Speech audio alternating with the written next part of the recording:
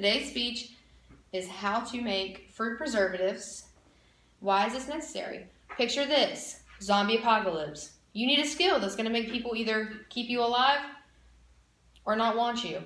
What's scarce during the zombie apocalypse? Food, fruit, sustenance. So I think the most skill that you can learn that's one of the easiest is how to make fruit preservatives. What you will need: 6 cups of berries or other fruits, whatever you're going to do, 6 cups of sugar, a large saucepan, chill teaspoon, 6 pint jars, these are like the mason jars, boiling water, canner, the dish towels, ladle, extra boiling water, and a jar lifter. This is a canning kit that you can get at Walmart for like $35. And this is where your canning pot is, your tongue lifters. So your first step is to wash everything and make sure everything's sterile. You're going to wash your fruit, you're going to wash your jars, your canning, especially if you just bought it new. Your next step will be to sterilize the jars after you've washed them. And that's just basically filling up your canner pot, boiling the water, putting the jars in them. And they'll stay there for a while during the meat-up process. So what you want to do first is, and this is where your other saucepan comes in, place the fruit into a deep saucepan and allow the fruit to boil for 5 to 20 minutes. This will have like a syrupy consistency, so you'll know whenever it's right. You're going to take a teaspoon, that chilled teaspoon that we talked about, and you're going to put the dab of the syrup mix. When it's at the consistency you want it, because what will happen is the syrup will kind of harden in a way. And that's how you know that your preservatives are ready to start jarring. You'll also be taking your jars out, and that will be using the tongue lifters.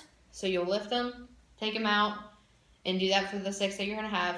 Your next step will be to dry them off just for a minute and make sure they're not too hot. You don't want to burn yourself. You'll start ladling your fruit preserves into the jars. You want to leave 1 inch above the top of the jar and your fruit.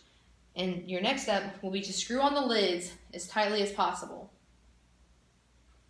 So after that's completed, you're going to use the tongue lifters to pick up the jars and place them into the canner boiler. And you'll do that for all 6 of them.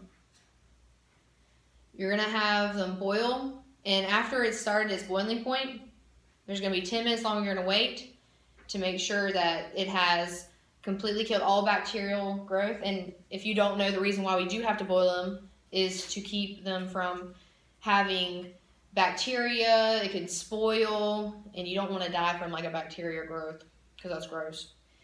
Also, and a cool thing is, if you're going to do like tomatoes or other acidic vegetables, the boiling process and the whole preserve process is going to be completely different because since they have such a high pH balance, they kill off bacteria much quicker than fruits will. All right, so after you wait that 10 minutes, you're going to pull all of them out. Make sure you pull them out straight. You don't want them to bend or anything because it could react badly for the preserving process. So you're going to leave them out, pick all 6 of them up and leave them out for 24 hours. And the next day you'll sit there and you'll label them, say whenever you made them, they should last for 6 months. And this is how you can also check for signs of spillage and spoilage. There's a bulging lid, leakage, hissing, mold, bubbles, odor, discoloration, and sliminess. So if you are to mess up your jars and your fruit preserves, then you'll be able to just put them in your fridge and just try to use them as soon as possible. Don't go a week with having them in the fridge because they might go bad and then you can get sick. All right, and that's the end of my...